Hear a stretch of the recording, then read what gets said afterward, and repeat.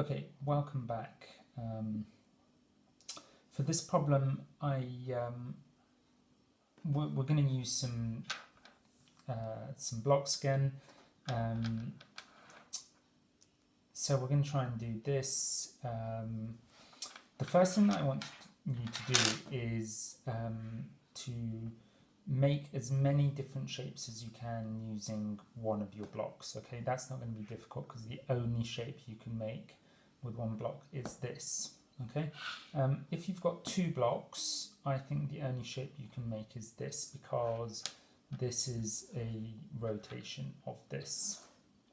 Okay, if I give you three blocks, however, you've now got the possibility of either making a 3 by 1 rectangle, or if you move this block here, then you get a sort of L shape on its side, and we'll assume that this shape is the same as that shape because it's just a reflection, and that shape is also similar to the ones that I've shown you. So what I want you to do, I'm then going to give you 4 blocks. So with 4 blocks, you can make that long shape. You can make an L shape like that. That L shape is the same as this L shape, and is the same as that L shape, and is the same as this one, because we're going to say that rotating and reflecting don't change the shape. But I want you to think about what different shapes you can make when you've got 4 blocks. Okay, and then what shapes you can make with 5 blocks. So when you use 5 blocks, they're called pentominos, pent for 5.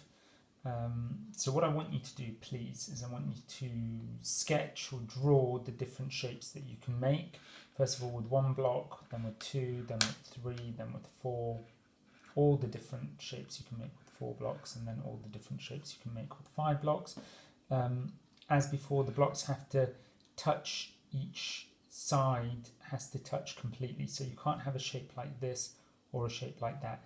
This side has to touch completely to one other whole side of the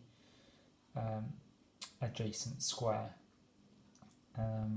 If you could then also work out the perimeters of each of those shapes, that would be great.